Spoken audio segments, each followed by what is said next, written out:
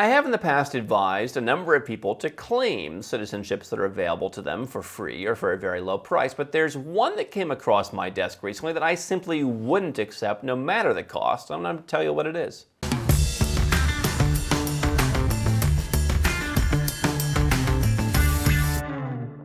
Hi, I'm Andrew Henderson. This is Nomad Capitalist, where we help 7- and 8-figure entrepreneurs and investors legally go where you're treated best. And a passport deal came across my desk recently. A friend of mine in the industry said, hey, are you going to take advantage of this? Because I realize that I'm entitled to special terms for a citizenship that many people have heard of, but many people who have probably don't want.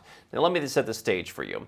A friend of mine recently came to me and said, hey, have you heard what Pakistan is doing? They're rolling out a new $1 million citizenship by investment deal, or at least they're talking about doing it. Now, this is not the deal that I'm referencing, but let me set the stage.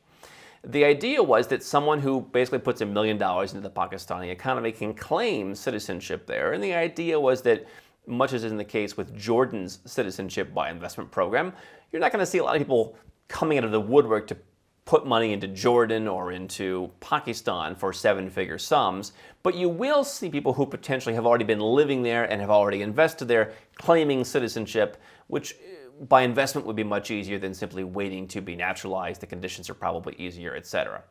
Now, the caveat on that, the add-on to that was, hey, you don't need to do this $1 million deal if they come out with it, because you, as a citizen of the Commonwealth, have a special deal. Citizens of the Caribbean countries that offer citizenship by investment, as well as many other countries around the world, are part of what's called the Commonwealth. And he said, hey, in Pakistan, you can put 5 million rupees into the bank, go through some security checks, and you can be given citizenship basically immediately. That's what they say.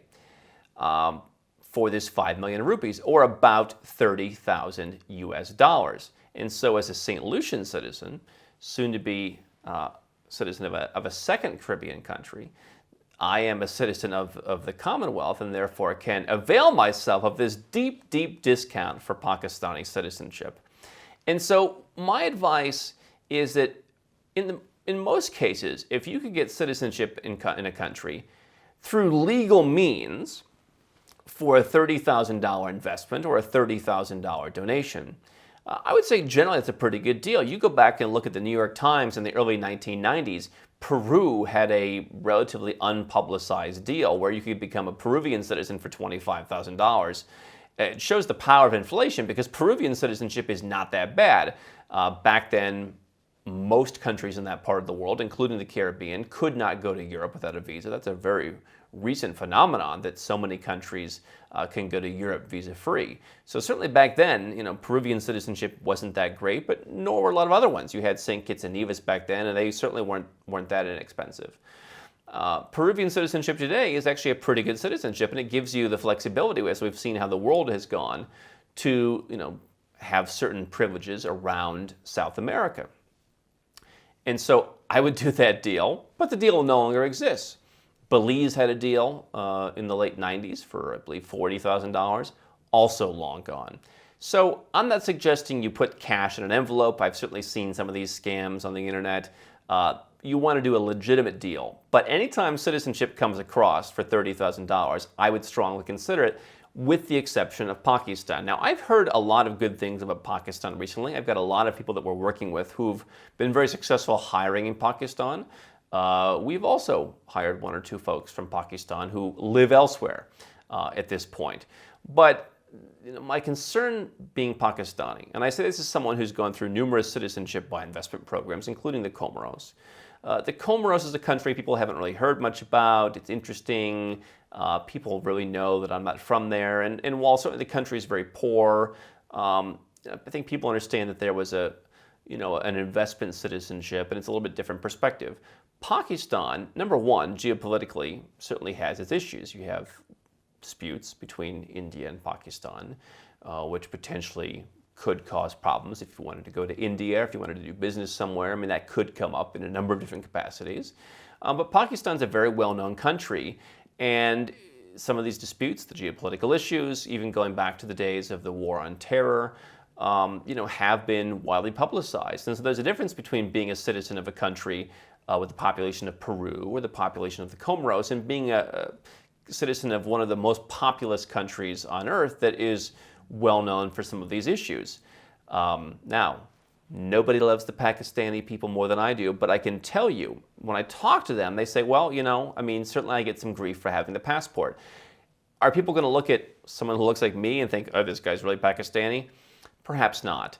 But are they going to say, well, I wonder how this worked? You can explain it to them, but would I want to go to a bank and write on the list, as you're seeing more and more banks, you're seeing more and more visa applications and just other applications listing, okay, list all your citizenships. Now, in some cases, they don't really want to know all of them. In some cases, they do. Would I want to list Pakistan on that list? I think that would raise some red flags. And, the nature of Pakistan is that, hey, you could go there.